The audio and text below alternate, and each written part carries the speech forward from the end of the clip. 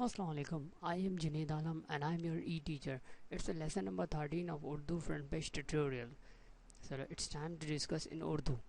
آج میں آپ کو سکھاتا ہوں کہ HTML پیج کے اندر جو ہے وہ ہم CSS فائل کو کس طرح سے لنک کر سکتے ہیں. جیسے کہ آپ جانتے ہیں CSS فائل جو ہم بناتے ہیں وہ یا CSS اسٹائل شیٹ ہم اس وجہ سے بناتے ہیں تاکہ ہمارا HTML پیج اس کی جو فارمیٹ لے آؤٹ ہے وہ بہتر سے بہتر ہو سکے.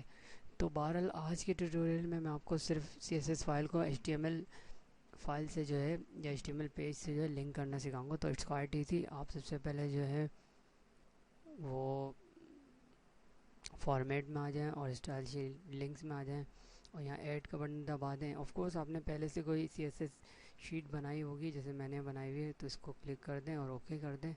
اور اوکے, اس طرح جو ہے یہ CSS فائل CSS شیٹ جو ہے وہ اس HTML پیج سے لنک ہو گئی ہے. آف کورس جو آپ نے افیکٹس ڈالے ہوں گے وہ اس پیج پہ نظر آ رہے ہوں گے, لیکن کیونکہ یہاں جسٹ ایگزامپل تھی تو اس لیے کچھ بھی یہ نظر نہیں آ رہا. لیکن جب آپ ریئل میں اپنی CSS شیٹ جو ہے لنک کریں گے تو افیکٹ نظر آئیں گے. تو آئی ہوپ کہ یہ شارٹ ٹیوٹوریل آپ کو پسند آئے گا. سو ٹیک کیئر, خدا حافظ, بائے.